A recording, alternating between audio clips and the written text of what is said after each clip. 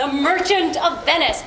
We would like to introduce you to the characters who you are about to meet in our story, The Merchant of Venice. The first household is the household of Shylock.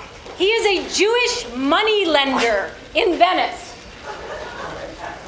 Shylock lends out money for interest. He takes interest when he lends out money. Now, Christians, it is against the law for Christians to loan money in Venice at this time. So if a Christian loans you money, it's a gift, and you would repay him, but there would be no interest charge.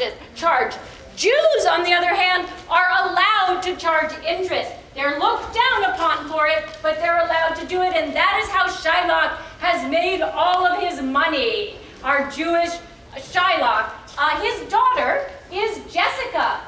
She and her dad are having a few problems. Shylock has a servant named Lancelot but he doesn't really like living in this household either, and he's trying to decide, should he stay with the Jew, his master, or should he run away and find another master? And you'll also meet his old, blind, practically senile father, Old Gobo. Thank you.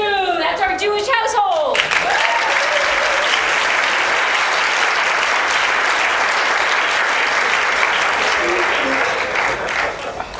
The next group of characters who you are going to meet are the Christian gentlemen of Venice. And first and foremost among them is Antonio, the oldest and richest and wisest of the gentlemen of Venice.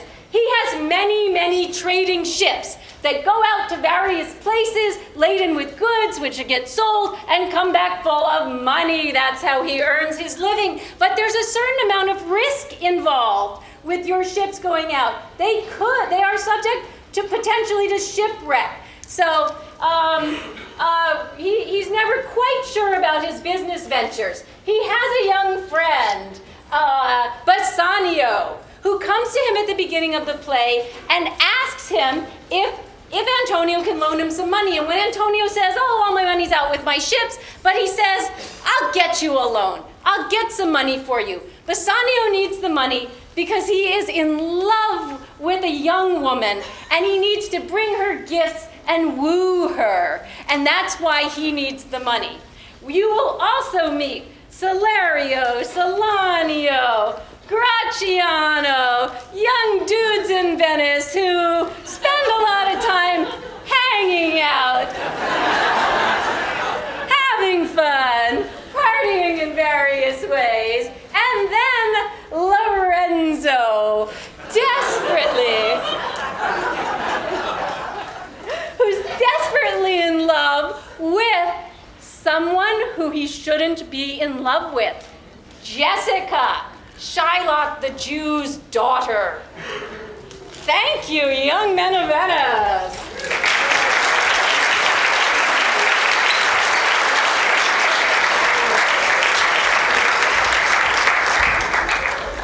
And then in Belmont, which is a little ways away, you have to, take a ship to get there, you will meet the beautiful, witty young heiress, Portia. Portia has tons of money. She's gorgeous. She's incredibly smart. But she has a little bit of a problem. Her father died.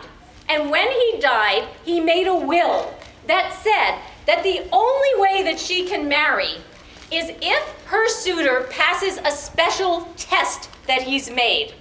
And he has left 3 caskets, one of gold, silver, and lead. If you want to marry Portia, you have to pick which casket has her picture in it. And if you pick wrong, you have to promise to leave immediately and never marry anyone ever again. Certain amount of risk involved in trying to marry this rich heiress. Portia's lady-in-waiting is Nerissa. They're fabulous friends. She has a steward, Stefano, who protects her and runs her household. He staves off all the suitors, including the Prince of Morocco and, where's your hat? Over there. The Prince of Aragon.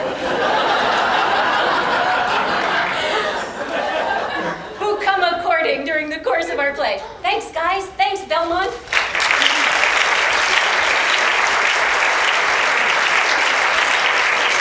These are the characters in The Merchant of Venice. Enjoy our show.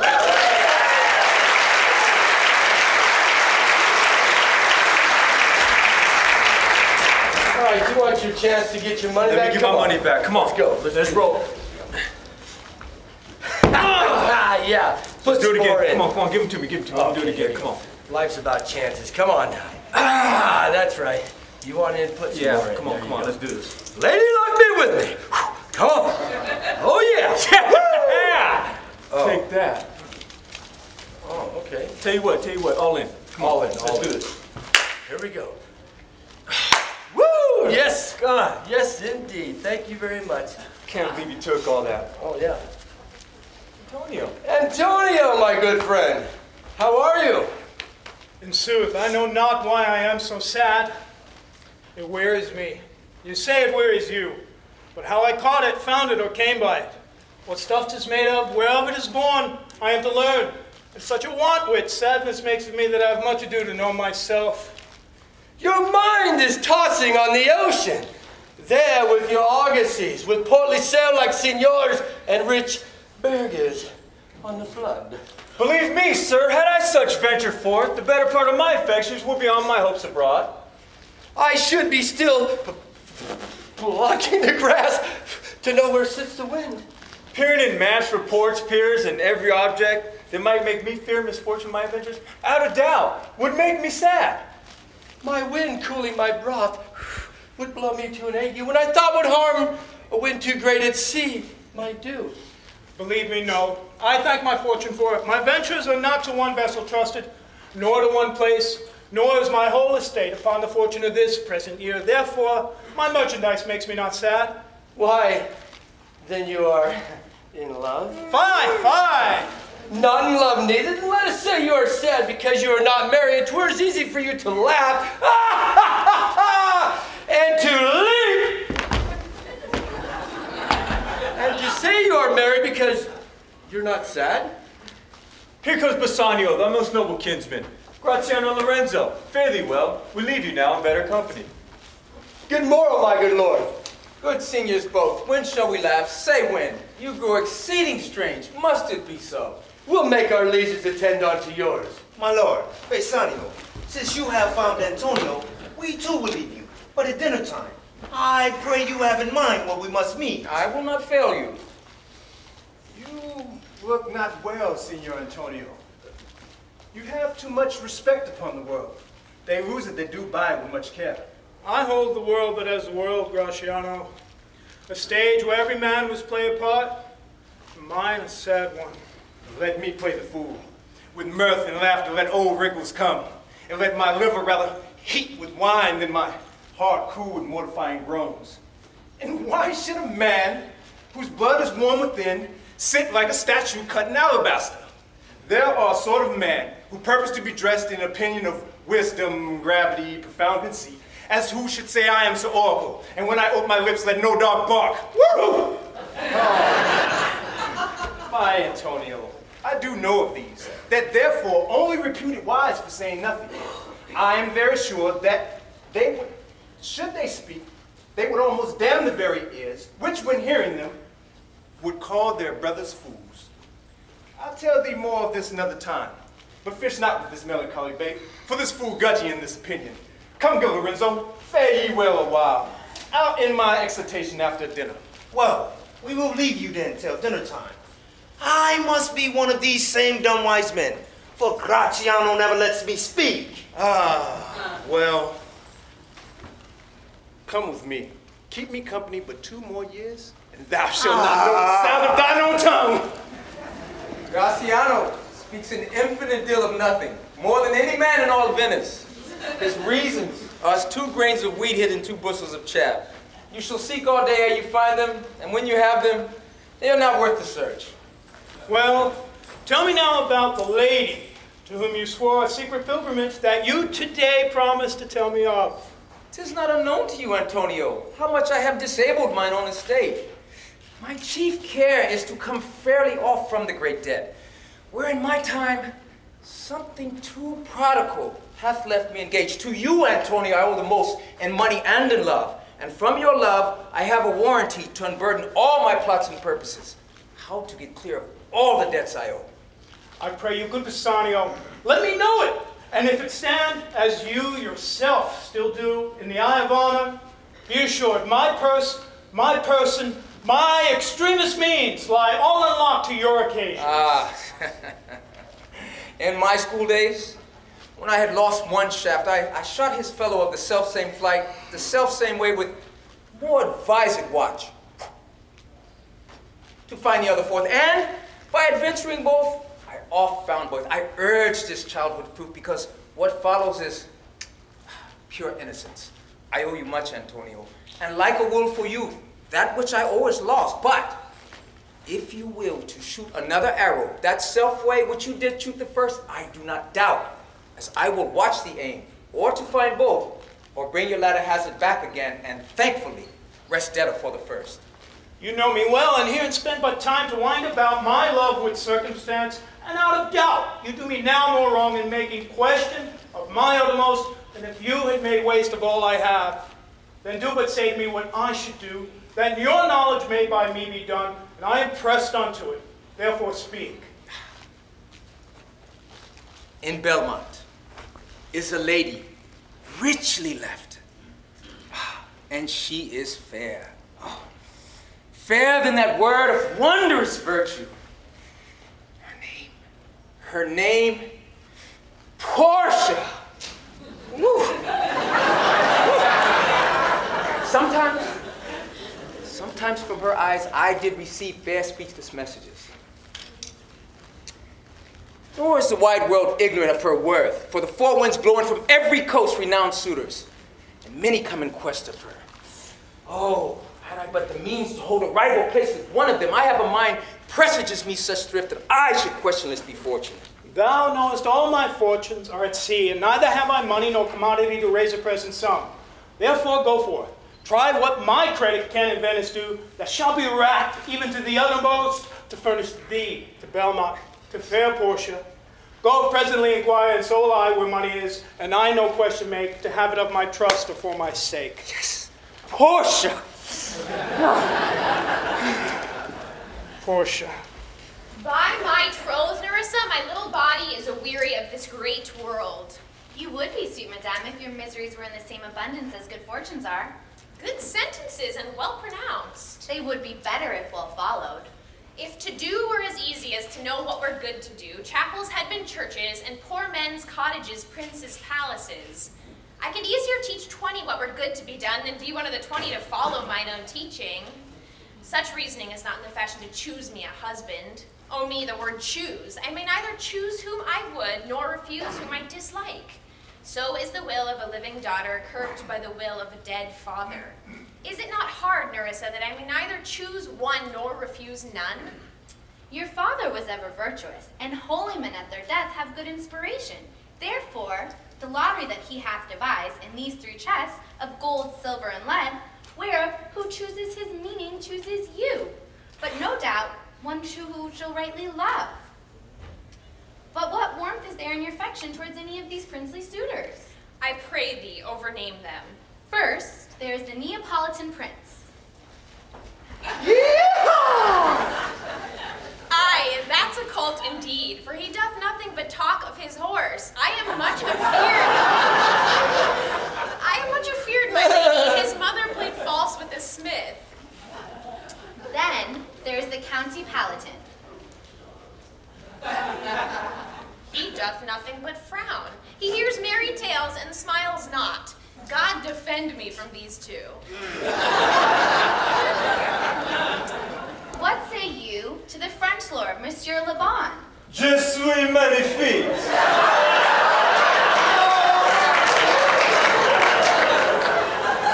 You know I say nothing to him, for he understands not me nor I him. He is a proper man's picture, but alas, who can converse with a dumb show? How like you, the young German, the Duke of Saxony's nephew? The fertilizers. I fertilized. Most vilely in the morning when he he is sober, and even more vilely in the afternoon when he is drunk.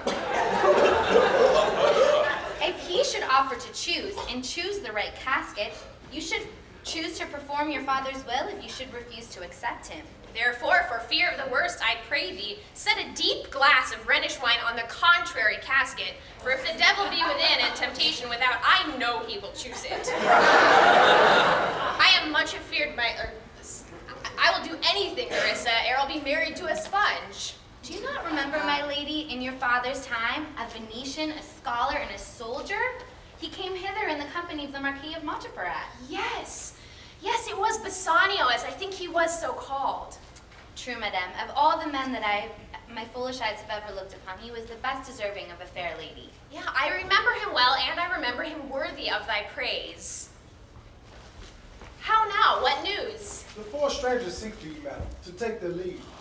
And a forerunner come from a fifth, the Prince of Morocco, who brings word the prince, his master, will be here tonight. If I could bid the fifth welcome with so good a heart as I can bid the other four farewell, I should be glad of his approach. Come, Nerissa, Sirrah, go before. As we shut the gates on one wooer, another knocks at the door.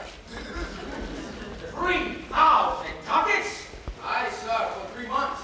For 3 months? Well, For the which, as I told you, Antonio shall be bound. Antonio shall be bound. May you stead me?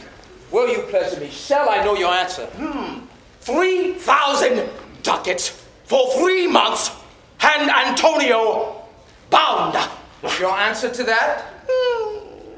Antonio is a good man. Have you heard any imputation to the contrary? Oh, no.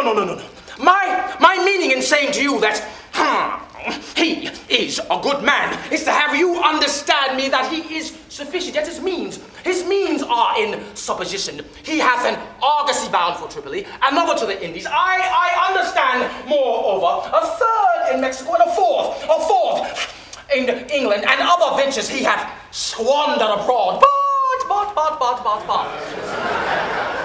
Ships are but boards, sailors but men. There be land rats, water thieves, and land thieves. I mean pirates. And then there is the peril of the waters, winds, and rocks. The man is, notwithstanding, sufficient. 3,000 ducats may take his bond. Be assured you may. I will be assured, and I may, and that I may be assured, I will assure me. May I speak with Antonio? If it please you to dine with us. Yes. To smell pork. To eat of the habitation which your prophet the Nazarite conjured the devil into. I will buy with you, sell with you, walk with you, talk with you, but I will not pray with you. Who is he comes here? This is Signor Antonio. I hate him, for he is a Christian, but for more than that, in low simplicity, he lends out money gratis, which brings down the rate of usage with us here in Venice. If I could catch him but once on the hip, I will feed fat the ancient grudge I bear him. He hates our sacred nation, and rails even there where merchants most do congregate. On me, my bargains, and my well-won thrift, which he calls interest. Cursed be my tribe if I forgive him. Shylock, do you hear? I am debating on my present store, and by near memory of my guest, I cannot instantly raise the full gross of 3,000 ducats. Yes, but what of that? Tubal, a wealthy Hebrew from my tribe will furnish me, but soft. How many months do you desire? Shylock, though I neither lend nor borrow by taking, nor by giving of excess, yet to supply the ripe wants of my friend, I'll break a present custom. Is he yet possessed how much you would? Yes, sir. 3,000 ducats. For 3 months. I forgot. Yes. You had told me so. Let me see. 3,000 ducats. Tis a good round sum. Let me see. 3 months from 12? Yes. The going rate is... Well, Shylock, shall we be beholden to you? Yes. Signor Antonio, many a time and oft in the Rialto, you have rated me about my monies and mine usances. Still have I borne it with a patient shrug. For sufferance is the badge of all our tribe. You call me misbeliever, cutthroat, dog. And you spit upon my Jewish gabardine, and all for use of that which is mine own. Well then, it now appears that you need my help. Go to. What should I say? Should I not say, hath a dog money? Is it possible that a cur could lend 3,000 ducats? Or should I bend low and in a bondsman's key with bated breath and whispering humbleness say, fair sir, you spit on me on Wednesday last. Another day you called me dog. And for these fair courtesies, kind sir, I will lend you thus much money. So, I must like to call thee so again, to spit on thee again, to spurn thee too. If thou wilt lend this money, lend it not as to thy friends, but lend it rather to thine enemy, who, if he break, thou mayest with better face exact the penalty. Why look you now how you storm. I would be friends with you and have your love. Forget the shames you have stained me with. Supply your present wants, and take no draught of usage of my monies, and you will not hear me speak. This is kind. I offer. This were kindness. Yes, this kindness will I show. Go with me forthwith to the notaries. Seal me there your single band, and in a merry sport, if you repay me not on such a day, such place, or such sums that are expressed in the condition, let the forfeit be nominated for an equal pound of your fair flesh, which shall be cut off and taken in what part of your body that pleaseth me.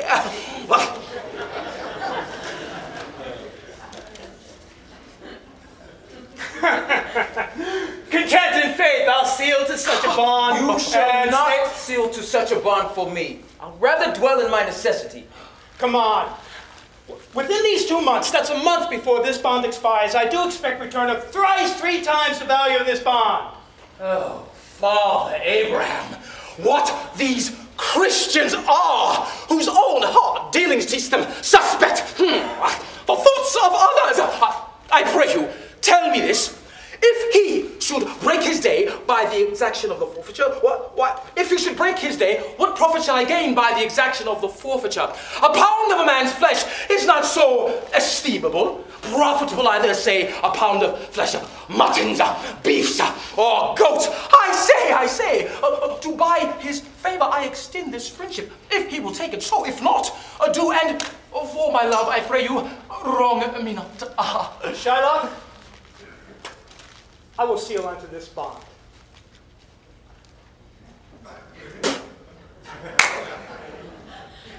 Then meet me forthwith at the notary's.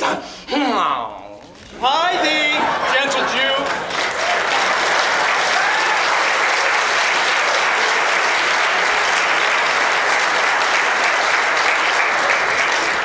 The Hebrew word term Christian, he grows kind. I like not fair terms and the villain's mind. Come on, in this there can be no dismay. My ships come home a month before the day.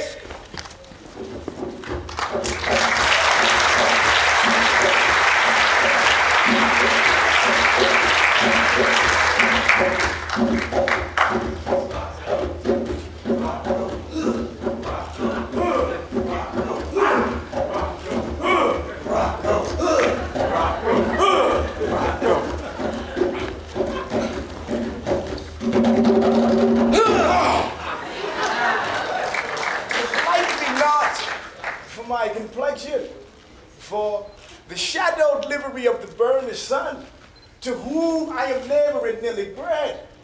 Bring me the fairest creature northward born, where Phoebus' fire scarce thaws the icicles, and let us make incision for your love, to prove whose blood is reddest, his or mine.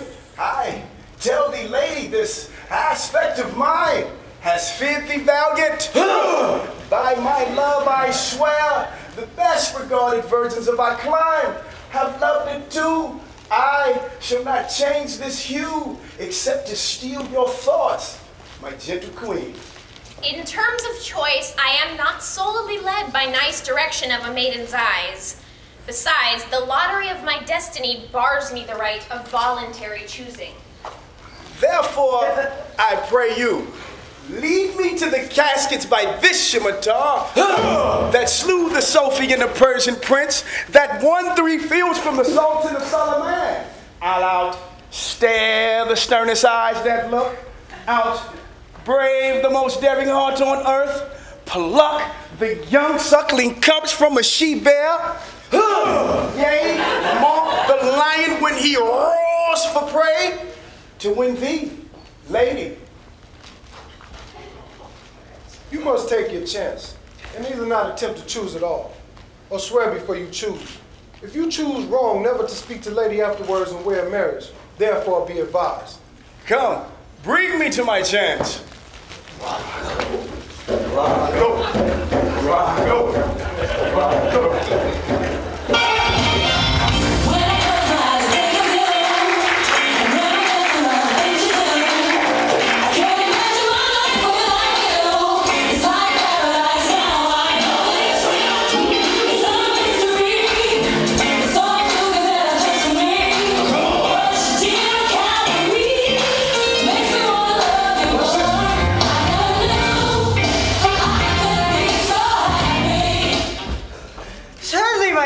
Will serve me to run from the Jew, my master.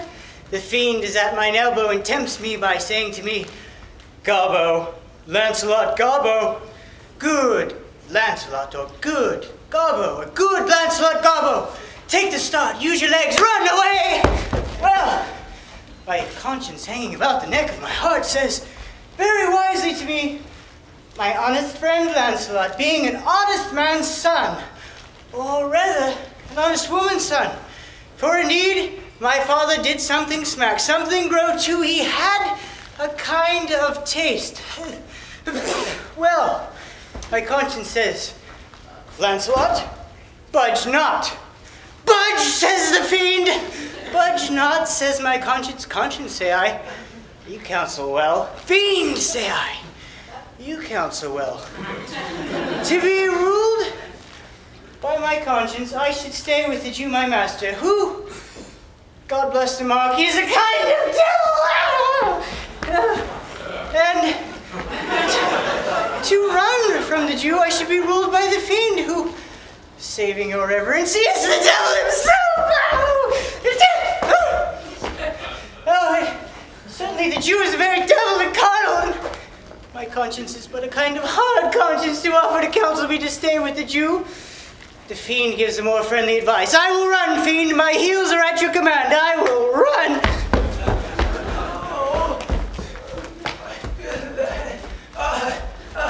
Yeah, boy, hold on there. Master, young man, I pray you, which is the way to Master Jews? Oh, heavens, this is my true begotten father, who, being more than sand blind, high gravel blind, knows me not. I will try confusions with him. Master, young gentleman, which is the way to Master Jew? Turn up on your right hand at the next turning, at the very next turning of all, on your left. Mary, at the very next turning. Turn of no hand, but turn down indirectly to the Jew's house. By God's mercy, it would be a hard way to hit. Can you tell me whether one Lancelot that dwelled with him or no? Talk you of young Master Lancelot? Mark me now, I will raise the waters. Talk you of young Master Lancelot? No, Master, sir, but the poor man's son, his father. Though I say it is an honest, exceeding poor man, and God be thinking well to live. Well, let his father be what he will. We talk of young Master Lancelot. Oh, Lancelot, ain't please your mastership. Talk not of Master Lancelot, for the young gentleman, according to the fates and destinies and such odd sayings, the sisters three, and such branches of learning, is indeed deceased, or as you would say in plain terms, gone to heaven. Mary, God forbid. The boy was the very staff of my age, my very prop. Do I look like a staff or a prop? Do you know me, Father? I lack the day, sir. I know you're not young gentlemen, but can you tell me, Lancelot, God rest his soul, alive or dead? Do you know me, Father? I lack the day, sir. I know you not. I am sand blind. 'Tis a wise father that knows his own child. Give me your blessing. Truth will come to light. Murder cannot be hid long. A man's son may, but in the end, truth will out. I cannot think you are my son. Give me your blessing. I am Lancelot, your boy that was, your son that is, your child that shall be. Still, I cannot think you are my son. I am Lancelot, the Jew's man, and I am sure Marjorie, your wife, is my mother.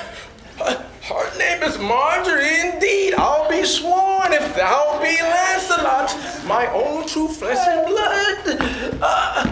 But, doggone it, Lord, how have thou changed? Yes, how have thou changed in thy direct? Can you, tell me, are you Lancelot?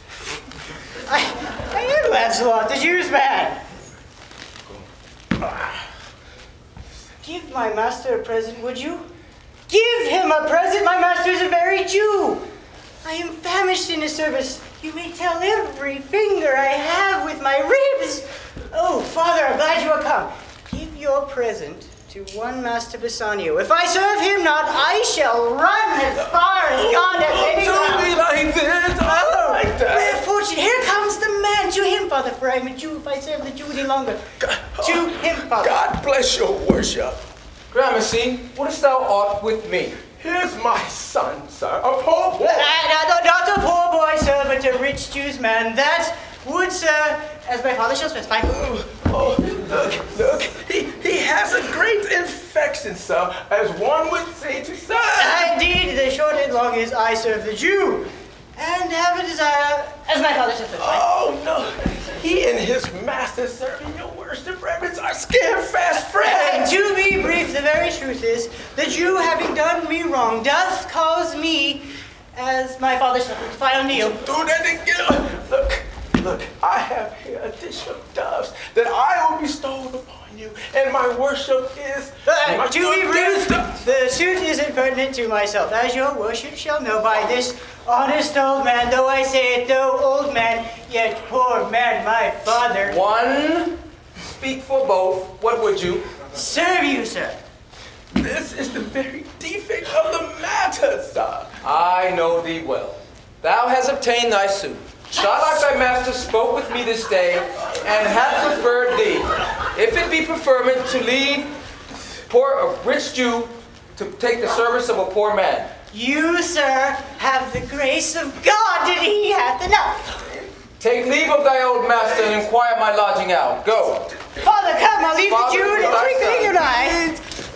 Thank you. Bassanio!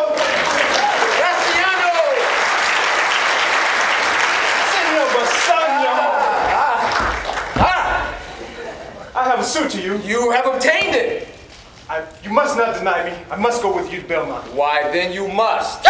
But hear thee, Graciano. Thou art too wild, too rude, and bold of voice. Parts that become thee happily enough, and in such eyes as ours appear not false. But where thou art not known, why, there they show something too liberal. Pray you, take pain to take some cold drops of modesty, so thy skipping spirit... Senor Bassanio, hear me. If I do not put on a sober habit, talk with respect, swear but now and then, put prayer books in my pocket, look demurely, and sigh and say amen, never trust me more. Well, we shall see your bearing. Nay, but I bar tonight. You shall not gauge me by what we do tonight. I would entreat you rather. Put on your boldest suit of mirth, for we have friends that propose merriment. But, fare you well, I have some business. And I must to Lorenzo and the rest. We'll visit you at supper time. I am sorry thou wilt leave my father so. Our house is hell, and thou, a merry devil, didst rob it of some taste of tediousness. But fare thee well. There is a ducat for thee. And Lancelot, soon at supper shalt thou see Lorenzo, who is thy new master's guest. Give him this letter. Do it secretly. And so farewell. I would not have my father see me and talk with thee. Adieu. Tears exhibit my tongue. Most beautiful pagan, most sweet Jew. These foolish drops do something, drown my manly spirit. Adieu! Adieu! Adieu! Farewell, good Lancelot. Alack, what heinous sin is it in me to be ashamed to be my father's child? But though I am a daughter to his blood, I am not to his manners. Oh, Lorenzo, if thou keep promise, I shall end this strife, become a Christian and thy loving wife.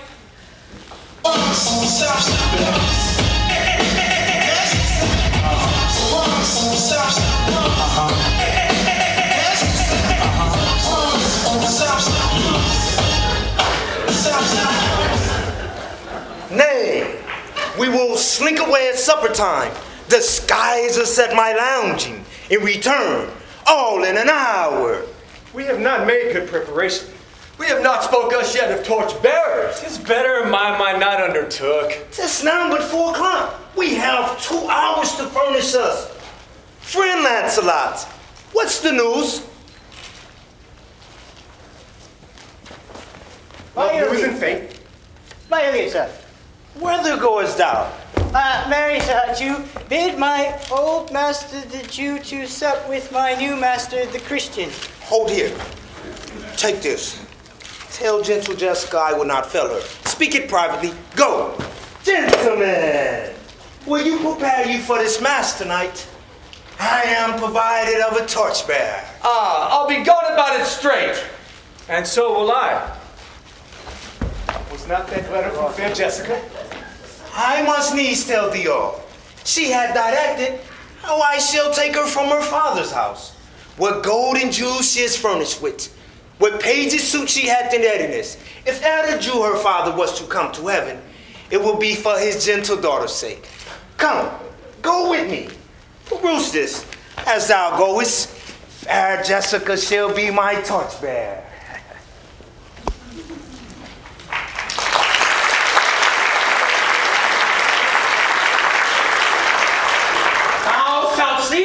Thou shalt see the difference of old Shylock and Bassanio.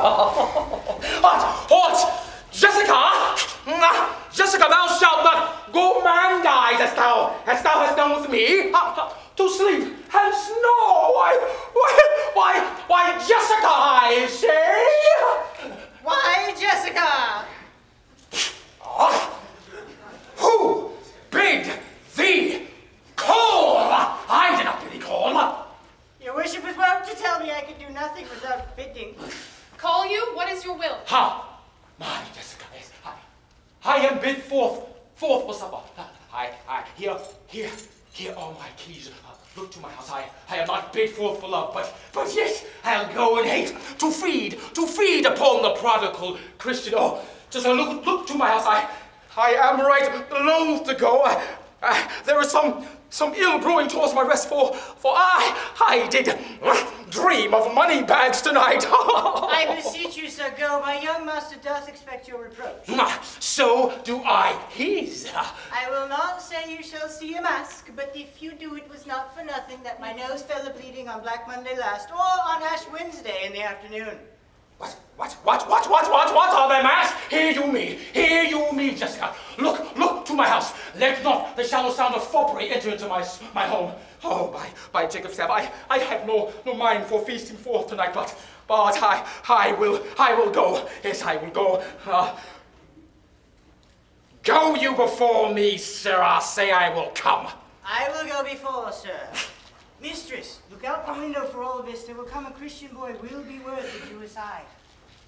What says the fool of Hagar's offspring, huh? Words were farewell, mistress, nothing else. Ah, yes. The fool is kind enough, but a huge feeder. Now, Jessica, go inside. Perhaps I will return immediately. Yes, do as I bid you. Yes, fast find, fast bind. A proverb never stale, Jessica, in thrifty mind.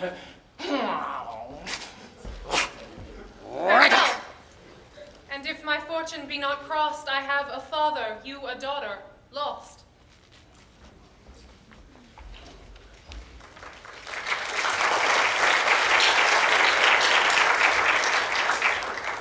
This is the penthouse under which Lorenzo desires to make stand. His hour is almost past, and it is marvel that he outdwells his hour. For lovers ever run before the clock. Here comes Lorenzo.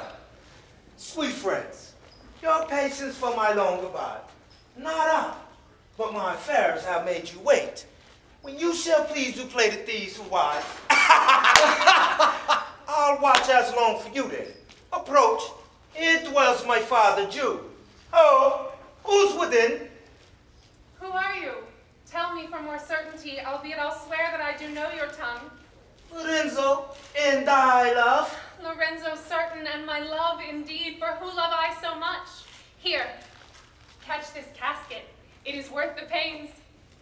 I am glad 'tis night. Cupid himself would blush to see me thus transformed to a boy. Well, come at once, for we are stayed for Bassanio's feast. I'll make fast the doors and gild myself with some more ducats and be with you straight.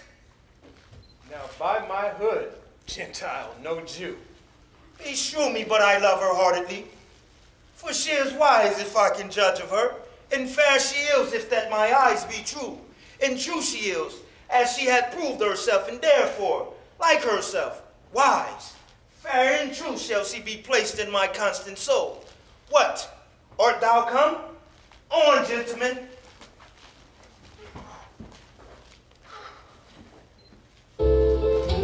Birds do it, bees do it, even educated fleas do it. Let's do it. Let's fall in love. Our masking mates by this time for us stay.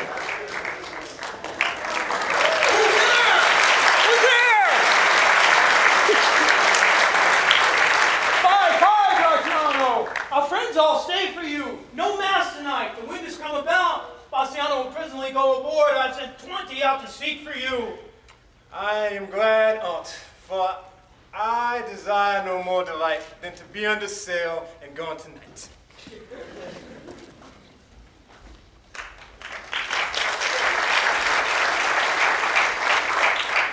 draw aside the casket and discover these caskets for this noble prince. Morocco, Morocco, Morocco, Morocco, Morocco. Now make your choice. The first of gold, this inscription bears, who chooses me shall gain what many men desire. The second, silver, which this promise carries, who chooses me shall get as much as he deserves. The third, dull lead, with warning all is blunt, who chooses me must give and hazard all he had. How shall I know if I choose the right? The one of them contains my picture, Prince. If you do choose it, then I am yours withal. Let me see. Who chooses me must give and hazard all he had. Must give for what? Lead? Hazard for lead? This casket threatens. I'll no give no hazard aught for lead. Who chooses me shall get as much as he deserves. As much as he deserves, as much as I deserve. Why, that is the lady. I do in birth deserve her, and in fortunes, in graces, and in qualities of breeding, but much more than these, in love I do deserve. What if I strayed here and chose no further? Let's see once more the saying graved in gold. Who chooses me shall get as much as he deserves. Why, that's the lady, for all the world desires her. From the four corners of the earth they come. One of these three contains a heavenly picture. It's like that lead contains her. Thwere damnation to think such base a thought. Or shall I think in silver she's immured, being 10 times undervalued to try gold? Oh, sinful thought. Never so rich a gem was set in worse than gold. Deliver me the key, for here do I choose and thrive as I may. There, take it, and if my form lie there, then I am yours withal.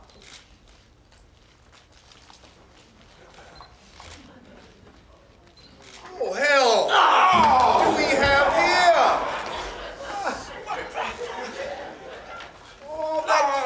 All that glitters is not gold. Often have you heard that told. Many a man his life has sold, but my outside to behold. Gilded tombs do worms enfold. Had thou been as wise as bold, young in limbs and judgments old, your answer had not been inscrolled. Fare ye well, your suit is cold. Cold indeed, and labor lost. Farewell heat and welcome frost. Portia, adieu, for I have too grieved a heart to take such tedious leave. Thus, losers part. Go.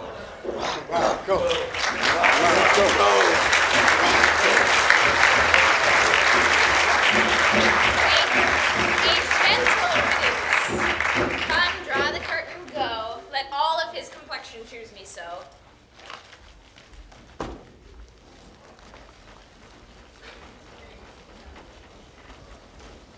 Why, man, I saw Bassanio under sail. With him was Gratiano gone along.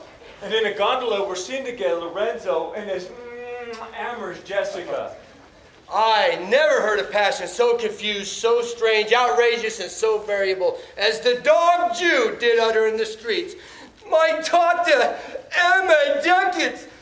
Oh, my daughter, fled was a Christian, oh, my Christian ducats! And a sealed bag, 2 sealed bag of ducats, double ducats, stolen from me by my daughter. And jewels, and 2 stones, 2 rich and precious stones, stolen by my daughter.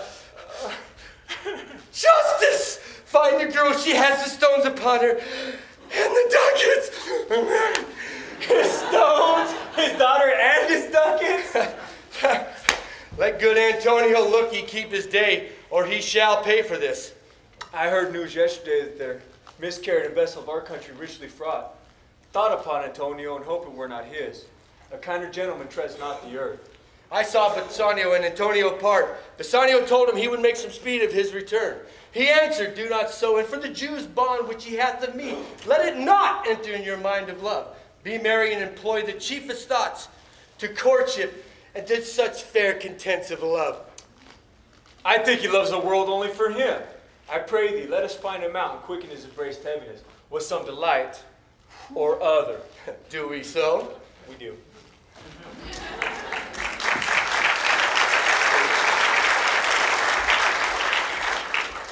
The Prince of Aragon has taken his oath.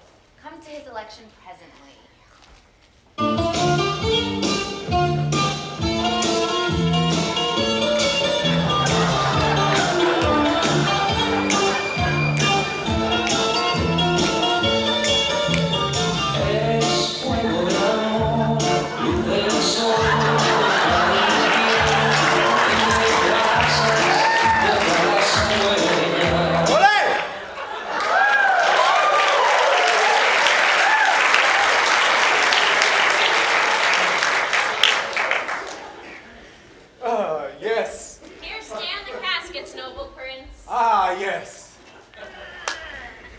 I am enjoined by oath to observe 3 things. First, never to unfold to anyone which casket was I chose. Next, I fail of the right casket. Never in my life to woo a maid in way of marriage. Lastly, and Finn, if I do fail in fortune of my choice, immediately to leave you and be gone. To these injunctions everyone doth swear who comes to hazard for my worthless self. Fortune now to my heart's hope. Gold, silver, and base lead.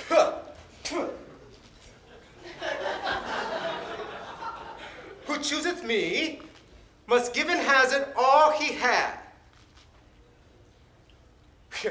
You shall look fair ere I give all hazard. What says the golden chest? Let me see. Who chooseth me shall gain what many men desire.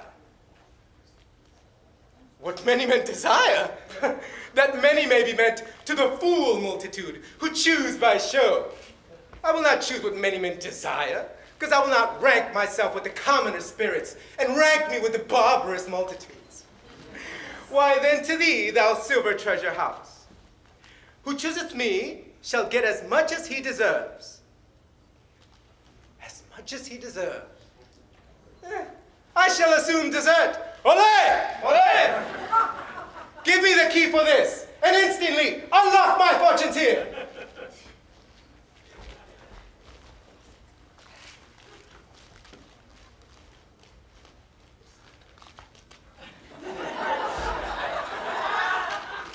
Too long a pause for that which you find there. What's this? The portrait of a blinking idiot? Take what wife you will to bed. I will ever be your hand. So be gone, you're a spent. No! No! No! No! Still, more fool I shall appear by the time that I linger here. With one fool's head I came to woo, but I go away with two.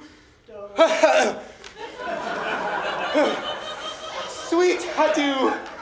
I shall keep my oath, patiently to bear my wrath.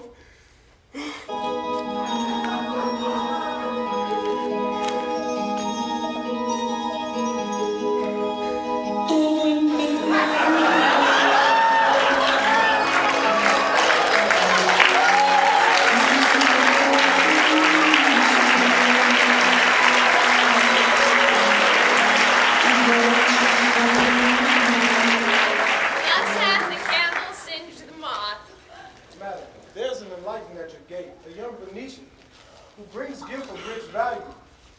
Yet I have never seen such an ambassador of love. A day in April never came so sweet. Come, come, Nerissa, for I long to see quick Cupid's post which comes so mannerly.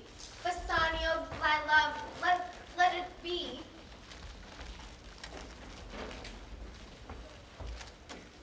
Now, what news on the Rialto? Why, yet it lives that Antonio has a ship, a rich lading, wrecked on the narrow seas. If my gossip be an honest woman of her word. I wish you were lying gossip, for the end is he lost the ship. I wouldn't might prove the end of his losses. Let me say many times as the devil himself crossed my prayer. And here he comes in the likeness of a Jew. Loathing. Disgust. Stinking Jew.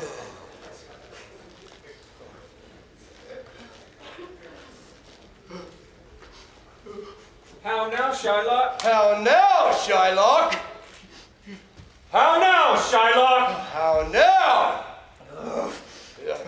How now, Shylock?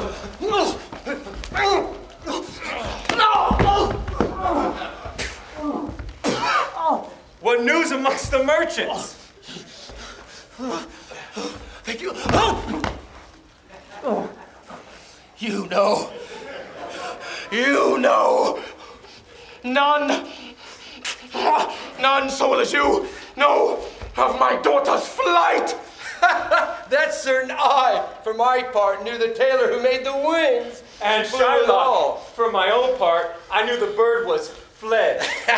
She is damned stand for it. That's certain if the devil may be her judge. My own flesh and blood to repel. There is more difference between thy flesh and hers than between jet and ivory, more between your bloods than between red wine and Rhenish. But tell us, do you hear whether Antonio had any loss at sea or no?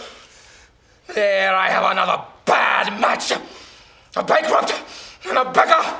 He was wont to come so smug upon the mart. Let him look to his bond. He was wont to call me usurer. Let him look to his bond. He was wont to lend out money for a Christian courtesy. Let him look to his bond. Why, I am sure if he forfeit, thou wilt not take his flesh. What's that good for? To bait fish with all. If it will feed nothing else, it will feed my revenge. He hath disgraced me. He hath hindered me $500,000. Laughed at my losses, mocked at my gains, thwarted my bargains, cooled my friends, hated mine enemies. And what's his reason? I am a Jew! Hath not a Jew eyes? Hath not a Jew hands? Organs, dimensions, senses, affections, passions, fed with the same food, hurt with the same weapons, subject to the same diseases, warmed and cooled by the same winters and summers as a Christian is. If you Precassa, do not bleed. If you tell us, yes. Do we not laugh? If you poison us, do we not die? And if you ruin us, shall we not revenge? If we are like you and the rest, we will resemble you in that. If a Jew wrong a Christian, what is his humility? Revenge. If a Christian wrong a Jew, what should his sufferance be? By Christian example, revenge. The villainy, the villainy that you teach me, I will execute, and it shall go hard, but I will better the instruction. Here comes another of the tribe. Third cannot be matched unless the devil himself turned Jew. Let us go seek out Antonio. How now, Tubal? Hast thou found my daughter? What news from Genoa? Hast thou found my Jessica? I often came where I had heard of her, but cannot find her. Oh, there. The diamond, gone. Cost me 2,000 ducats in Frankfurt. Oh, Tubal, I never felt the curse upon our nation till now. Oh, I never felt it till now, good Tubal. 2,000 ducats in that, and other precious jewels. I would my daughter would beg at my foot, and the jewels in her ear. I would she were hushed at my foot, and the ducats in her coffin. No news of them, and I know not what's spent in the search. Oh, the loss, the poor loss, the thief gone with so much to find the thief and no satisfaction, Tubal. No revenge! Yet other men have ill luck too. Antonio, so I've heard in Genoa. What? Ill luck? Had an argosy cast away coming from Tripoli? Oh, I thank you. Is it true? I spoke with some of the sailors that escaped the wreck. I thank thee, good Tubal. Good news. Good news. Oh, where? In Genoa? Your daughter spent in Genoa, as I heard. 1 night and 4 score ducats. Whoa! weakest a dagger in me. I shall never see my gold again. 4 ducats at a sitting. 4 ducats. There came diverse creditors of Antonio's in my company to Venice that swear he cannot choose but brave. Oh, I am very glad of it. I will plague him. I will torture him. I am glad of it. One of them showed me a ring he had of your daughter for a monkey. Oh!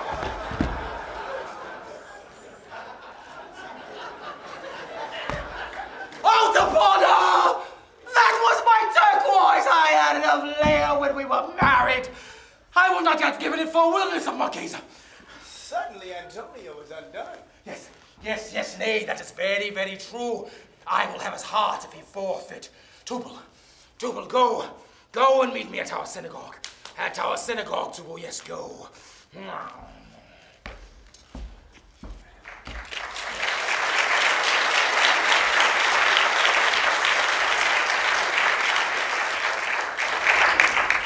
I pray you, tarry, pause a day or two before you hazard, for in choosing wrong, I lose you. Therefore, forbear a while. I would detain you here some month or two before you venture for me. I could teach you how to choose right, but I am then forsworn. So will I never be. Be true your eyes, they have o'erlooked me and divided me. One half of me is yours, the other half yours. Mine own, I would say, but if mine, then yours, and so all yours. Let me choose, for as I am, I live upon the rack. But let me to my fortune and the caskets. Away then, I am locked in one of them. If you do love me, you will find me out. Let music sound while he doth make his choice. Tell me where is fancy bread, or in the heart, or in the head.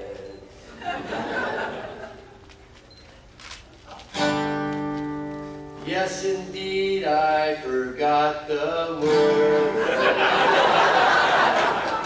Reply, it is engendered in the eyes, with gazing fed and fancy light, in the cradle where it lies.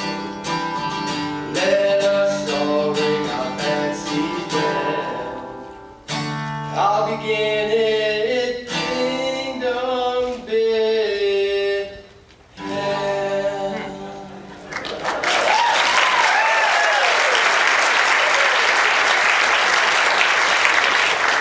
So, may the outward shows belease themselves. The world is oft deceived with ornament. Therefore, thou gouty gold, I will none of thee, nor none of thee, thou pale and common drudge tween man and man, but thou meager lead, which rather threatens than dost promise aught. Thy paleness moves me more than eloquence, and here choose I.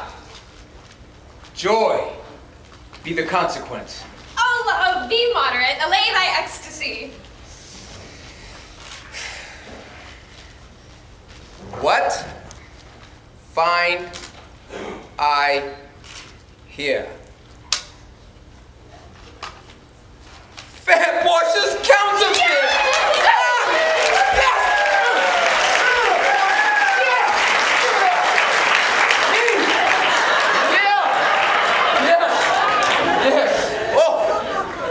That's right.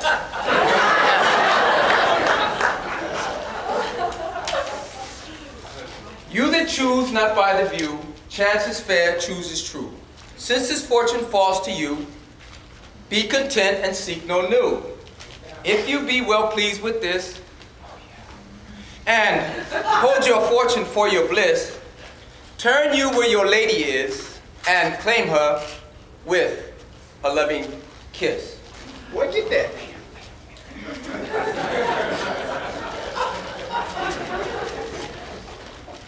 Fair ladies, by your leave.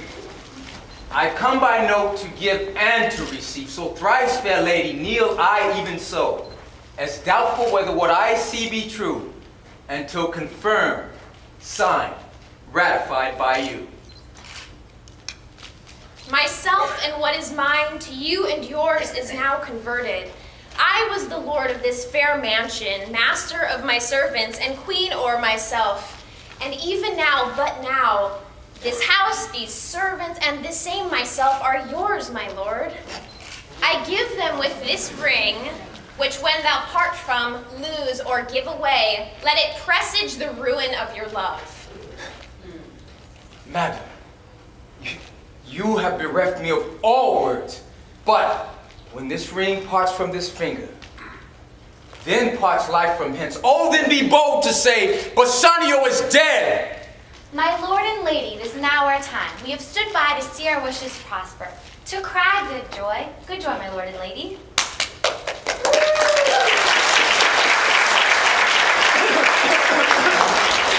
My lord Bassanio and my gentle lady, I wish you all the joys that you can wish. And when your honors mean to solemnize the bargain of your faith, I do beseech you, even at that time, I may be married too. With all my heart, so thou canst get a wife. I thank your lordship, for you have got me one. My eyes, my lord, can look as swift as yours. You saw the mistress. I beheld the maid. You loved, I loved. Your fortune stood upon the casket there, and so did mine, as the matter shall fall. For wooing here until I sweat again, and sweating until my very roof ran dry with oaths of love. At last, if promised last, I got the promise of this fair one here, to have her love, provided your fortune achieved her mistress. Is this true, Nerissa? Madame, it is, so please you withstand all. And do you, Graciano, mean good faith? Yes, faith, my lord. Our feast shall be much honored in your marriage.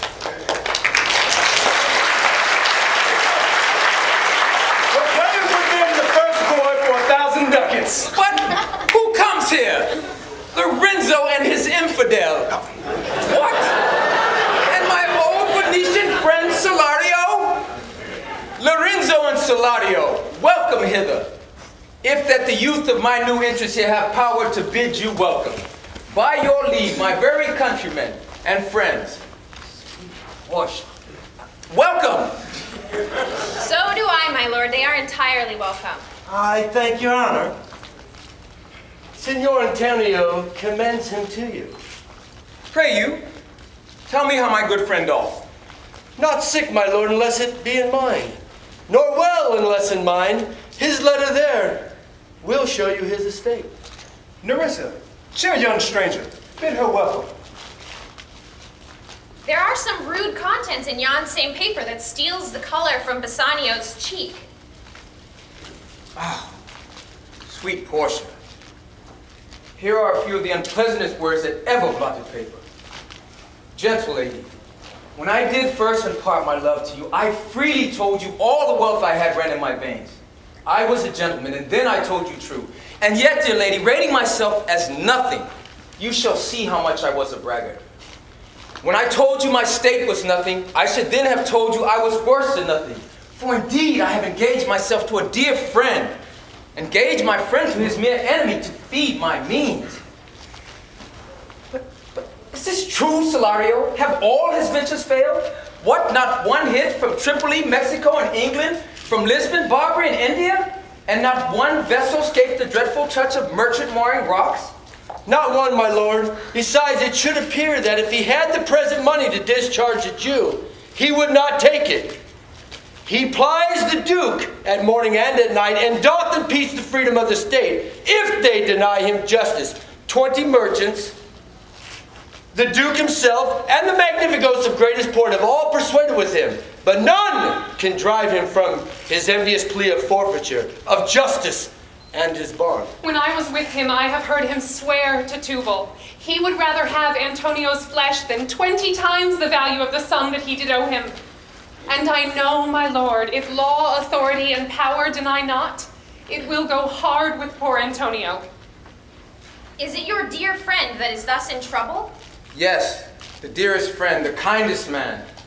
What sum owes he the Jew? For me, 3,000 ducats. What, no more? Pay him 6,000 and deface the bond. Double 6,000 and then treble that before a friend of this description should lose a hair through Bassanio's fault. First, go with me to church and call me wife.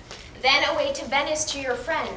For never shall you lie by Portia's side with an unquiet soul. When I will give you gold to pay the petty debt 20 times over, and when it is paid, bring your true friend along. First, bid your friends welcome, show a merry cheer. Since you are dear bought, I will love you dear. But let me hear the letter of your friend. Sweet Bassanio, all my ships have miscarried. My creditors go cruel. My estate is very low. My debt to the Jew is forfeit. And since in paying it, it is impossible that I should live. All debts are cleared between you and I. If I might but see you at my death. Notwithstanding, use your pleasure. If your love do not persuade you to come, let not my letter. Oh, love, dispatch all business and be gone. Since I have your good leave to go away, I will make haste. But till I come again, no bed shall e'er be guilty of my stay. No rest be interposer twixt us twain. Twain.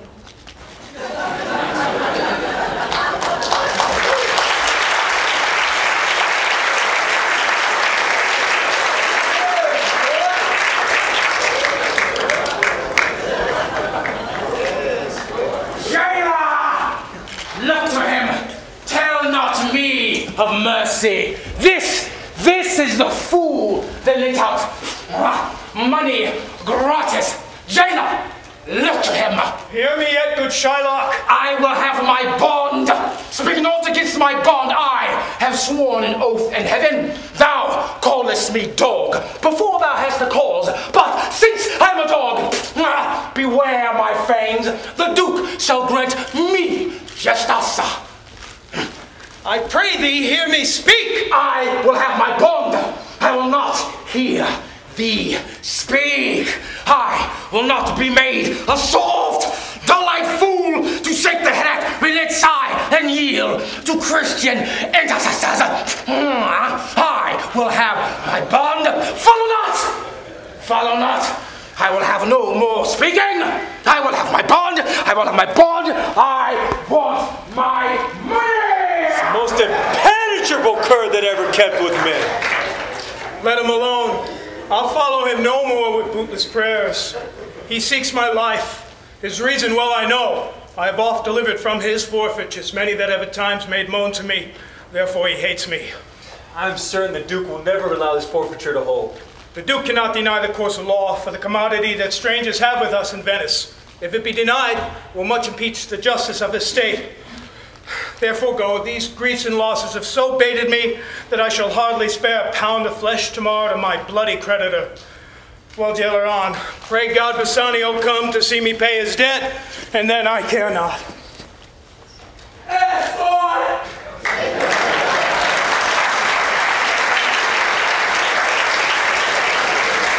Madam, if you but knew to whom you show this honor, how true a gentleman you send relief. Oh, dear lover of my lord your husband, I know you would be proud of the work and customary bounty can enforce you. I never did repent for doing good.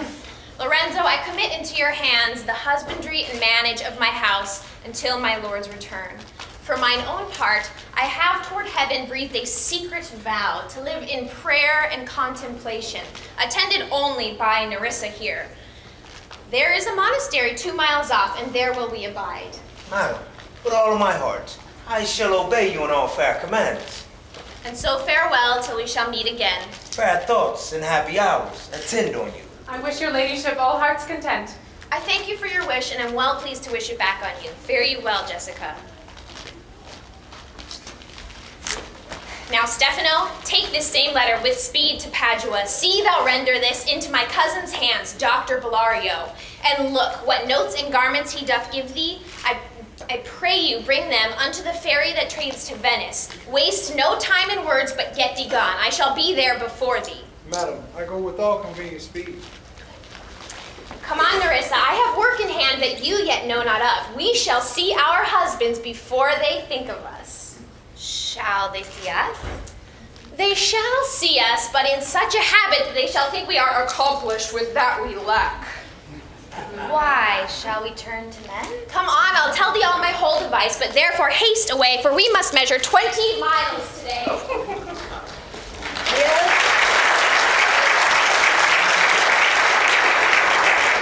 Yes, truly, for look you, the sins of the father are to be laid upon the children.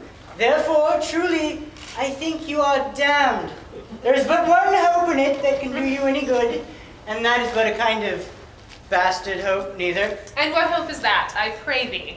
Mary, you may partly hope that your father got you not, that you are not the Jew's daughter. That were a kind of bastard hope indeed, so the sins of my mother should be visited upon me. Truly, I fear you are damned by both father and mother. Well, you are gone both ways. I shall be saved by my husband. He hath made me a Christian. This making of Christians will raise the price of hogs if we all grow to be pork eaters. I'll tell my husband, Lancelot, what you say. Here he comes. I shall grow jealous of you shortly, Lancelot. If you thus get my wife into corners. Nay, Lorenzo, you need not fear us. Lancelot and I are out. He tells me, flatly, there is no mercy for me in heaven because I am a Jew's daughter. And he says you are no good member of the Commonwealth, for in converting Jews to Christians, you raise the price of pork. I shall answer that better to the Commonwealth than you can the getting up of the Negro's belly. The Moors would chow by you, Lancelot.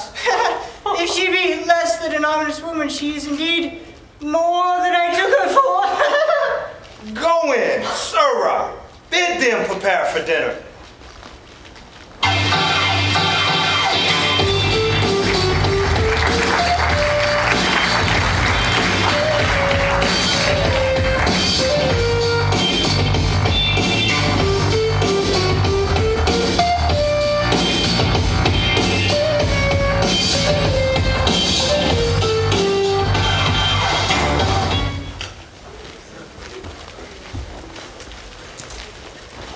What? Is Antonio here? Ready, so please your grace. I'm sorry for thee. Thou art come to answer a stony adversary, an inhuman wretch, incapable of pity, void and empty from any dram of mercy. I am armed to suffer with a quietness of spirit the very tyranny and rage of his. Go one and call the Jew into court. He is ready at the door. He come, my lord. Stop. Yes. Hands off, hands off, hands off, hands off. Make room, and let him stand before our face. Shylock, the world thinks, and I think so too, that thou but leadest this fashion of thy malice to the last hour of act, and then, 'tis thought, thou wilt show thy mercy and remorse. More strange than is thy strange apparent cruelty. And where thou now exact the penalty, which is a pound of this poor merchant's flesh, thou will not only lose the forfeiture, but touch with human gentleness and love. Forgive a moiety of the principal, glancing an eye of pity on his losses, which have of late so huddled on his back. We all expect a gentle answer, Jew.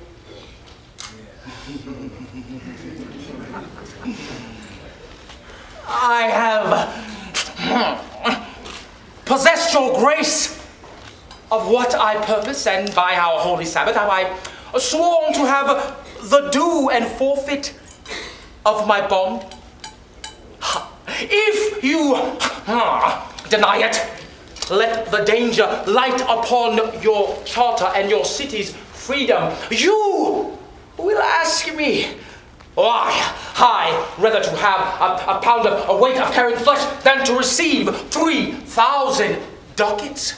I'll not answer that, but say it is my humor. Is it answered? What if my house be troubled with a rat, and I be pleased to pay 10,000 ducats to have it baned? Is it answered? Some men there are love not a gaping pig. Some are mad if they behold a cat, as there is no firm reason why he cannot abide a gaping pig, why he a harmless necessary cat. So can I give no reason, nor will I not. More than a margin hate and a certain loathing I bear Antonio, that I follow thus a losing suit against him. You answered! This is no answer, thou unfeeling man. I am not bound to excuse the current of thy cruelty. Please thee with my answers. Do all men kill the things they do not love? Hates anything a man he would not kill? Every offense is not a hate at first. What? Would you have the serpent sting thee twice? You may as well go stand upon the beach and bid the main flood bait his usual height. You may as well use question with the wolf I have made the ewe bleat for the lamb. You may as well forbid the mountain pines to wag their high tops and to make no noise when they are frightened with the gust of heaven. You may as well do anything most hard as seek to soften that, than which what's harder is Jewish heart. Therefore, I do beseech you, make no more offers, use no further means, but with all brief and plain conveniency, let me have judgment, and the Jew his will. No, Antonio! For thy money, here is 3,000. If every ducat and 3,000 ducats were in 3,000 parts, I would not draw them. I would have my bond. How shall thou hope for mercy, rendering none? What? What judgment shall I dread, doing no wrong?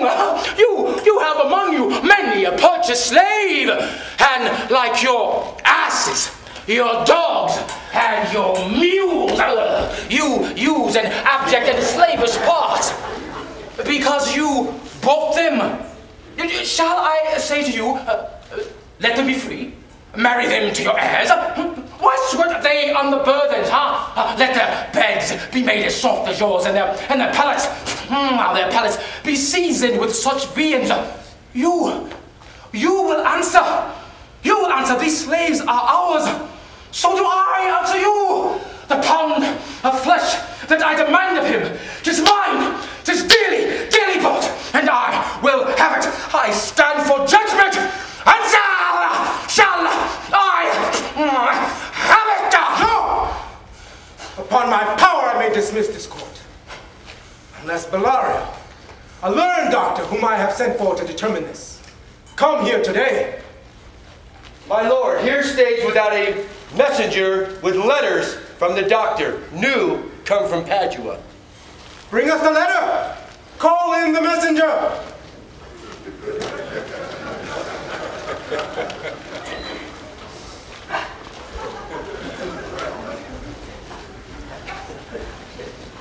What man courage yet?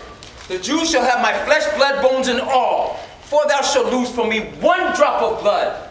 I am a tainted weakling of the flock, meet us for death. The frailest kind of fruit drops earliest to the ground, and so let me. You cannot be better employed, Bassanio, than to live still and to write mine epitaph. Come you from Padua? From Bellario? From both, my lord. Bellario, greet your grace. Why dost thou whet thy knife so earnestly? Yes, to cut the forfeiture from that bankrupt there. No metal can bear half the keenness of thy sharp envy. Can no prayers pierce thee? No, none that thou hast wit enough to make. I stand here for law. Oh, be thou damned, inexorable dog! For thy desires are wolfish, bloody, starving, and ravenous. Silence until thou can reel the seal from off my bond. Thou finish thy tongue to speak so loud. I stand here for law.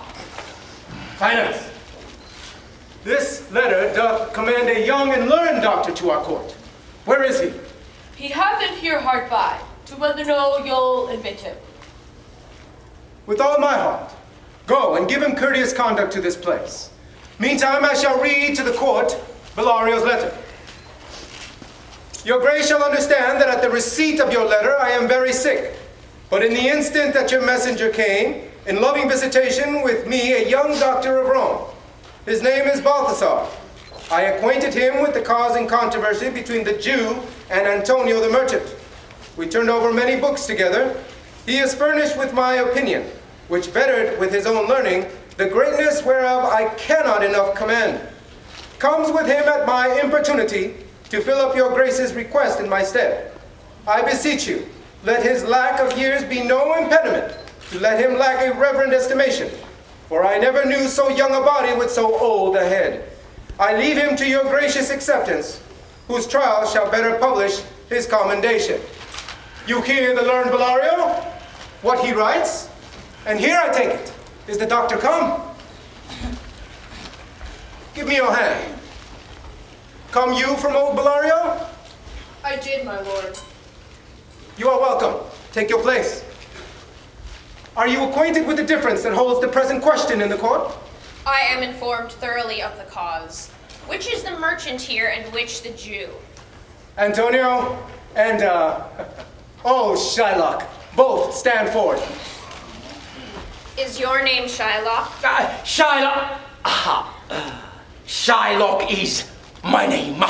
Of a strange nature is the suit you follow, and yet in such rule that Venetian law cannot impugn you as you do proceed. You stand within his danger, do you not? So he says. Do you confess the bond? I do. Then must the Jew be merciful. On what compulsion must I? Tell me that. The quality of mercy is not strained. It droppeth as the gentle rain from heaven upon the place beneath. It is twice blessed. It blesseth him that gives and him that takes. 'Tis mightiest in the mightiest.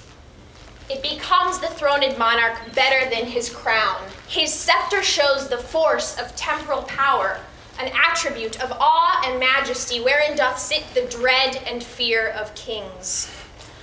But mercy is above this sceptered sway. It is enthroned in the hearts of kings. It is an attribute of God himself. And earthly power doth then show likest God's when mercy seasons justice. Therefore, Jew, though justice be thy plea, consider this. In the course of justice, none of us should see salvation. We do pray for mercy, and that same prayer doth teach us to render the deeds of mercy. I have spoke thus much to mitigate the justice of thy plea, which if thou follow, this strict court of Venice must needs give sentence against the merchant there. No! You can't! No! My deeds upon my head! I crave the law, the penalty and forfeit of my bond. Is he not able to discharge the money? Yes. Here I tendered for him in the court, yea, twice the sum. If that will not suffice, I will be bound to pay it 10 times over. If this will not suffice, it must appear malice bears down truth. And I beseech you, rest once the law to your authority, to do a great right, do a little wrong, and curb this cruel devil of his will. Yeah.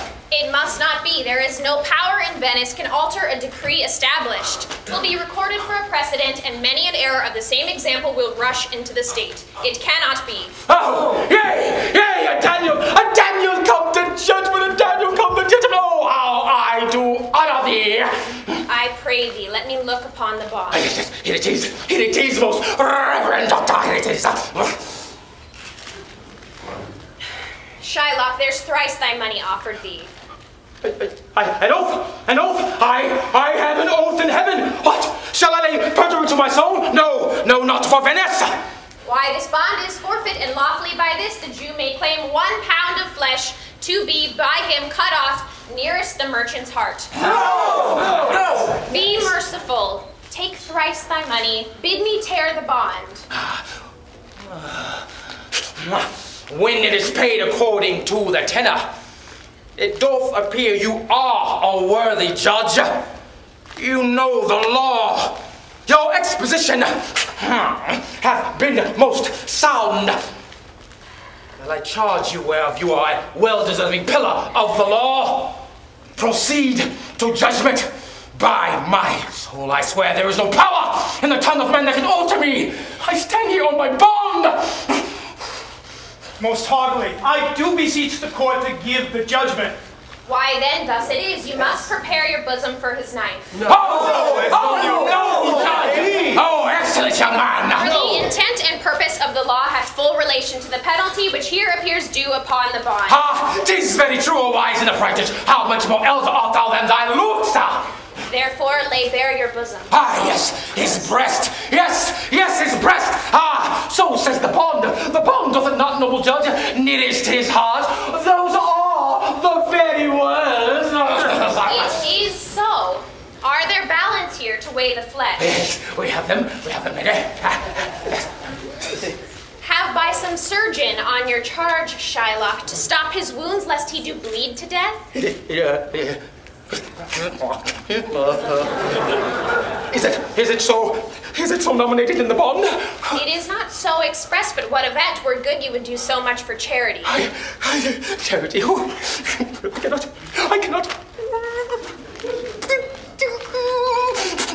I cannot find it. 'Tis not here in the bond. You, merchant, have you anything to say? But little. I am armed and well prepared. Give me your hand, Bassanio. Fare you well. Grieve not that I am fallen to this for you. Commend me to your honorable wife. Tell her the process of Antonio's end. Say how I loved you. Speak me fair in death. And when the tale is told, bid her be judge whether Bassanio had not once a love.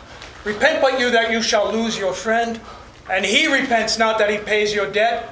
For if the Jew do cut but deep enough, I'll pay it presently with all my heart. Antonio, I am married to a wife, which is as dear to me as life itself. But life itself, my wife, and all the world are not with me esteemed above thy life. I would lose all. I sacrifice them all here to this devil to deliver you. Your wife would give you little thanks for that if she were by to hear you make the offer. I have a wife whom I protest I love. I would she were in heaven, so that she can entreat some power to change this cursed Jew. Yeah. It is better you offer it behind her back. This wish would make quite an unquiet house. These be the Christian husbands. I have a daughter. Would any of the stock of Barabbas had been a husband rather than a Christian? Oh, would ye trifle time? I pray thee, pursue sentence. A pound of that same merchant's flesh is thine. The court awards it, and the law doth give it. Oh, no, judge, arrested young man now. And you must cut this flesh from off his breast. The law allows it, and the court awards it. Most rightful judge. Yes, most learned judge. Come, a sentence. Come, prepare. We Jew, there is something else. This bond doth give thee here no jot of blood. The words expressly are a pound of flesh. Take then thy bond, take thou thy pound of flesh, but in the cutting it, if thou dost shed one drop of Christian blood, thy lands and goods are, by the laws of Venice, confiscate unto the state of Venice. Upright judge, mark Jew, a learned judge. Is that the law? Thyself shalt see the act, for as thou urgest justice, be assured thou shalt have justice more than thou desire. Oh, learned judge, mark Jew, an upright judge. Why then I take this offer, pay the bond price, and let the Christian go. Where is the money? Soft. The Jew shall have all justice. Soft, no haste. He shall have nothing but the penalty and his bond. Right, judge. Mark Jew, learned judge. Therefore, prepare thee to cut off the flesh. Shed thou no blood, nor cut thou less, nor more than just a pound of flesh. If thou cuttest more or less than a just pound, be it but so much as makes it light or heavy in the substance, or the division of the 20th part of one poor scruple. Nay, if the scale do turn but in the estimation of a hair, thou diest, and all thy goods are confiscated. Daniel! A second Daniel, I say. Now, infidel, I have you on the hip. The devil give him good of it. I'll stay no longer question. Tarry, Jew, the law hath yet another hold on you. It is enacted in the laws of Venice, if it be proved against an alien, that by direct or indirect attempts he seek the life of any citizen, the party against the which he doth contrive shall seize 1/2 his goods, and the rest comes to the privy coffer of the state. His life lies in the mercy of the Duke only, against all other voice. In which predicament, I say, thou standst. Down, therefore, and beg mercy of the Duke. Beg that thou mayest have leave to hang thyself, and yet thy wealth being confiscated of the state, thy house not left the value of a coin. Therefore, thou must be hung at the state's charge. That thou shalt see the difference of our spirits. I pardon thee thy life before thou ask it, or half thy wealth. It is Antonio's, and the other half comes to the general estate, which humbleness may drive unto a fine. I for the state, not for Antonio. They take my life and all. Pardon that. You take my house when you don't take the means whereby I sustain my house. You take my life when you take the money by whereby I live. No. What mercy can you render him, Antonio? A halt gratis, nothing else for God's sakes. So please my lord the Duke and all the court, to quit the fine for 1/2 his goods I am content, so he will let me have the other half in use to render it upon his death unto the gentleman that lately stole his daughter. Yeah! 2 things provided more, that for this favor he presently become a Christian. Oh, yes! The other, that he do record a gift here in the court of all he dies possessed unto his son Lorenzo and his daughter. All right. Yes. Yes. Art thou contented, Jew? What dost thou say?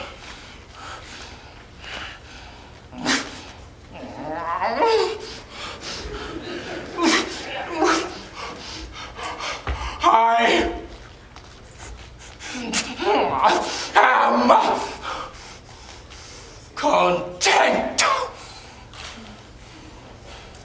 Ye shall do this, or else I do recant the pardon that I late pronounced here. I pray thee, give me leave to go from hence. I am not well.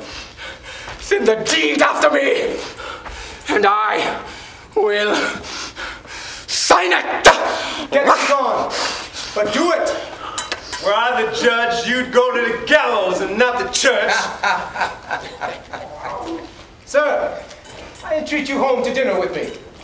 I humbly do desire your grace of pardon. I must away this night toward Padua. I am sorry that your leisure serves you not. Antonio, gratify this gentleman, for in my mind, you are much bound to him.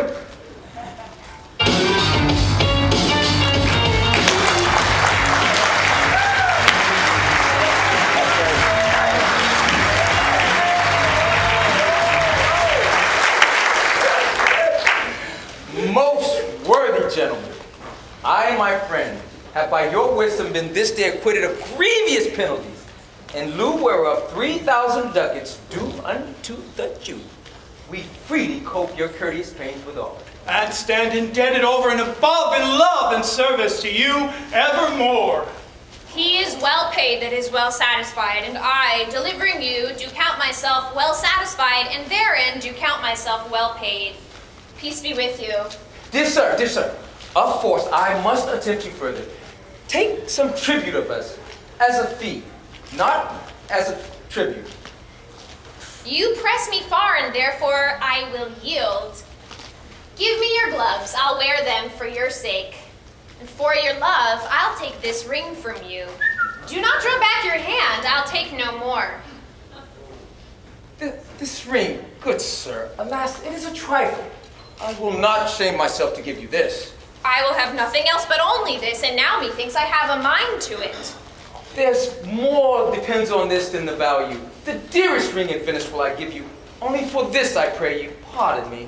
I see, sir, you are liberal in offers. You taught me first to beg, and now methinks you teach me how a beggar should be answered. Dear sir, this ring was given me by my wife. And when she put it on, she made me vow I should neither sell nor give, nor lose it. That excuse serves many men to save their gifts. And if your wife be not a mad woman, and know how well I have deserved the gift, she would not hold out enemy forever for giving it to me. My lord Bassanio, give him the ring. Let his deservings and my love withal be valued against your wife's commandment. Go, Graciano. Run and overtake him.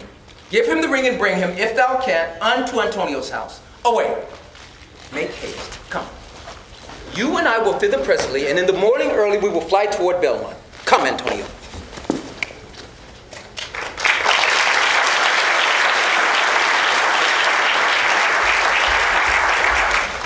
Inquire the Jew's house out and give him this deed and let him sign it.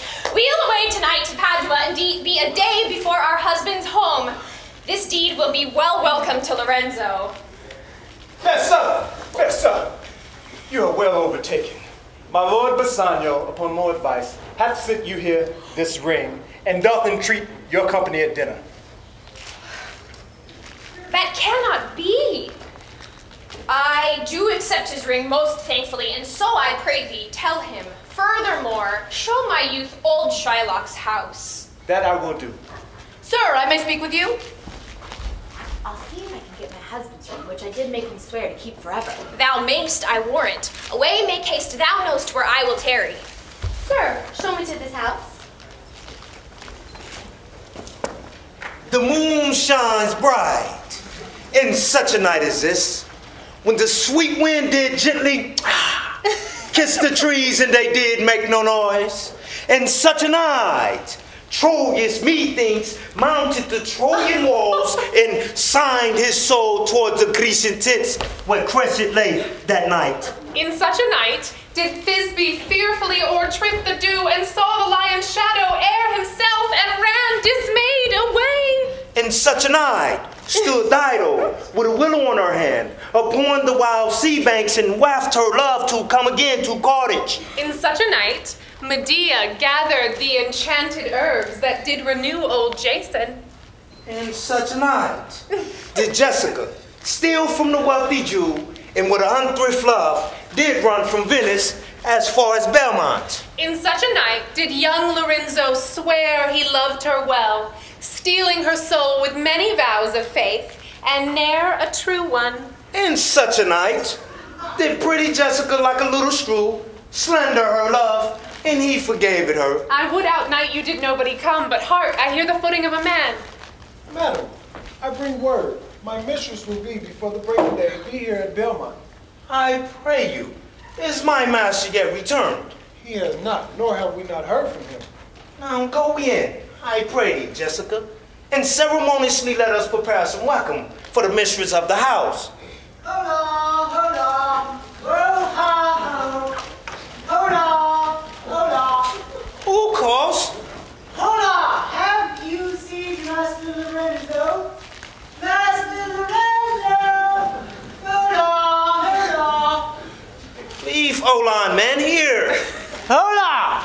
Where? Here. There's compost from my master full of good news. He will be here ere the cock crows. Sweet soul, let's in, and there expect their coming. And yet no matter, why should we go in?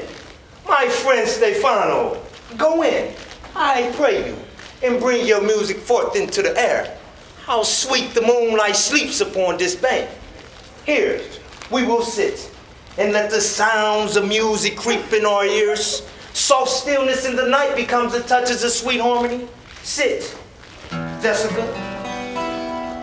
Look how the floor of heaven is thick and laid with patterns of bright gold. There's not the smallest orb thou which beholdest, but in his motion like an angel sings. Such harmony is in mortal souls. But whilst this muddy vestures of decay doth grossly close it in, we cannot hear it. Come. Oh. Don't say a word, my virgin child. Let your inhibitions run wild. The secret is about to unfold. Upstairs before the night too old. Tonight's the night. It's gonna be alright. 'Cause I love you, girl. Ain't nobody gonna stop us now. 'Cause I love you, girl. Ain't nobody gonna stop us now.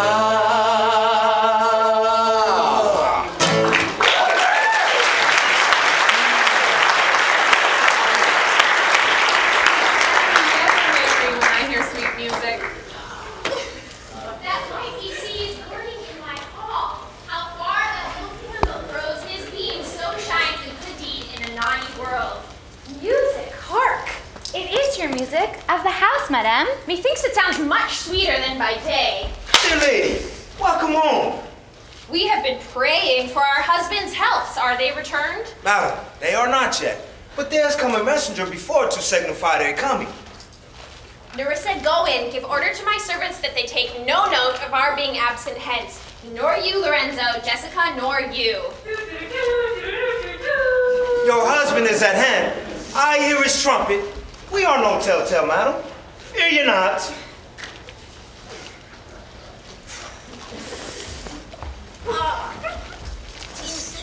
You are welcome home, my lord. I thank you, madam. Give welcome to my friend. This is Antonio, the man who I'm so infinitely bound to. You should be bound to him, for as I hear, he has been much bound for you. No more than I am well acquitted of. Sir, you are very welcome to our house. By yonder moon, I swear you do me wrong. In faith, I give it to the judge's clerk. I wish he were guilt and had it for my part, since you do take it love so much at heart. A quarrel, ho, already? What's the matter? About a hoop of gold, a paltry ring she did give me, whose posy was, love me and leave me not. You swore to me when I did give it to you that you would keep it until the hour of death, and it would lie with you in your grave. That not for me, yet for your vehement oath. Give it to a judge's clerk. Ugh, God is my judge, the clerk will never wear hair that had it. He will, and if he lives to be a man. I but wouldn't live to be a man. Now by this hand, I gave it to the judge's clerk. A kind of boy, a little scrubbish boy, no higher than thyself, the judge's clerk. He begged it as a fee of me. I could not for my heart deny it him. You were to blame, I must be plain with you, to part so slightly with your wife's first gift? A thing stuck on with oaths upon your finger, and so riveted with faith unto your flesh? I gave my love a ring and made him swear never to part from it, and here he stands. I dare be sworn for him he would not part from it, nor pluck it from his finger for all the wealth the world masters. Why, I were best to cut my left hand off and swear I lost the ring defending it. My lord Bassanio, he gave his ring away unto the judge that begged. You snitch! And indeed deserved it too. Then the boy, his clerk, that took some pains in writing, he begged mine too. Neither man nor master would take aught but the 2 rings. What ring gave you, my lord? Not that, I hope, which you received of me. If I could add a lie to a fault, I would deny it. But you see, my finger hath not the ring upon it. It is gone. Even so void is your false heart of truth. By heaven, I will ne'er come in your bed until I see that ring. Nor I yours, till I see mine. Sweet Portia, If you did know to whom I gave the ring, if you did know for whom I gave the ring, and would conceive for what I gave the ring, and how unwillingly I left the ring when naught would be accepted but the ring, you would abate the strength of your displeasure. If you had known the virtue of the ring, or half her worthiness who gave the ring, or your own honor to contain the ring, you would not then have parted with the ring. Nerissa teaches me what to believe, and I'll die for it, but some woman had that ring. No, madam, by my honor, by my soul, no woman had it, but a civil doctor, which did refuse 3,000 ducats of me and begged the ring, the which I did deny him and forced him to go displeased away. Even he that did uphold the very life of my dear friend. What should I say, sweet lady? I was enforced to send it after him. I was beset with shame and courtesy. My honor would not let ingratitude so much be smeared. Pardon me, good lady, but by these blessed candles of the night, had you been there, I think you would have begged the ring of me to give the worthy doctor. Let not that doctor e'er come near my house, for he hath the jewel that I love, and that which you did swear to keep for me. I'll be as liberal as you. I'll not deny him anything I have. No, not my body, nor my husband's bed. By mine honor, which is yet mine own, I'll have that doctor for my bedfellow. I and the clerk, be well advised. How do you keep me to my own protection? Well, do you so? Well, let me not overtake him then, for if I do, I shall mar the young clerk's pen. I am the unhappy subject of these quarrels. Sir, grieve not you. You are welcome notwithstanding. Sweet Portia, forgive me this enforced wrong. And in the hearing of these many friends, I swear to thee, even by thine own fair eyes, when I see myself. Mark you but that, in my eyes he doubly sees himself, in each eye one. Swear by your double self, and there's an oath of credit. Nay, but hear me.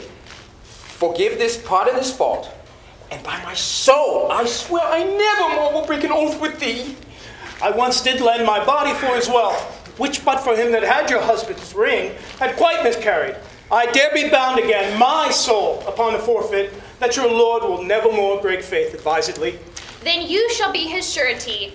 Give him this, and bid him keep it better than the other. Here, Lord Bassanio, swear to keep this ring.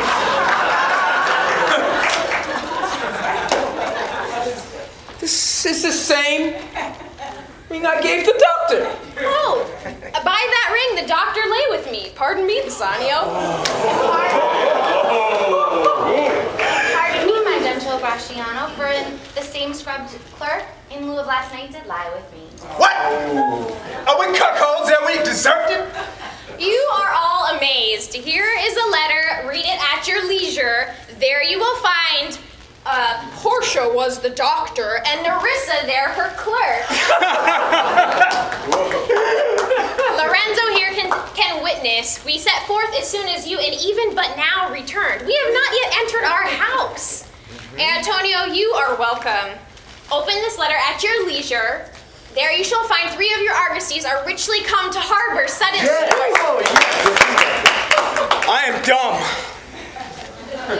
Were you the doctor and I knew you not? Were you the judge's clerk that is to make me cuckold? The clerk that never means to do, unless he live to be a man. Sweet doctor, you shall be my bedfellow. Sweet lady, you have given me life and living, for here I read for certain that my ships have safely come to road. How now, Lorenzo? My clerk hath some good comforts too for you. I give this to you and Jessica, from the rich Jew, a special deed of gift, after he dies of all he dies possessed of. Fair ladies, you drop madam in the way of starved people. It is nearly morning, and yet I am sure you are not yet satisfied. Let us go in and there charge us upon interrogatories, and we promise to answer all things faithfully. Let it be so, the first interrogatory, that my Nerissa shall be sworn on is, whether till the next night she would rather stay, or go to bed now, being 2 hours till day. But whether day come, I should wish it dark, that I were couching with the doctor's clerk? Well, while I live, I'll fear no other thing so sore as keeping safe Nerissa's ring.